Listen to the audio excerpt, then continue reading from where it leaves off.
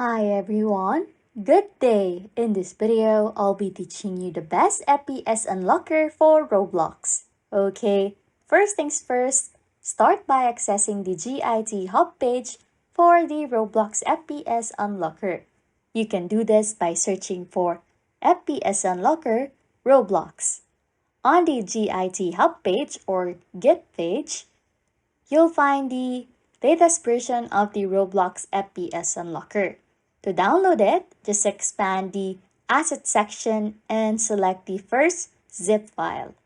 The download will then take only a moment, and the file will appear in your Downloads folder.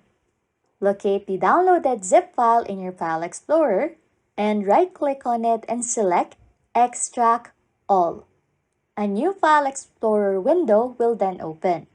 Drag and drop the RBX FPSUnlocker.exe application to your desktop. Double-click it to open it. Your system might display a warning that this file is not safe to use. But rest assured that it is safe. The FPS Unlocker injects code while Roblox is running, which can trigger a false virus alert. After launching the file, a command prompt window will briefly open and then minimize. Open your system tray by clicking the arrow near your taskbar clock, and you'll be able to see a new FPS Unlocker icon there. Right-click the FPS Unlocker icon and check the first option.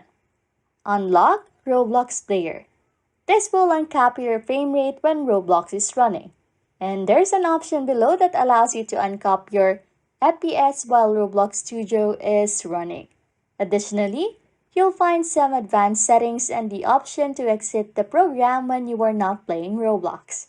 After restarting your PC, you'll need to reopen the FPS Unlocker for it to work again.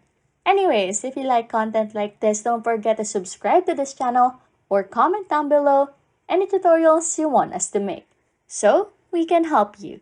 And that's it. You can now use the best FPS unlocker for Roblox. Thanks for watching and happy scrolling!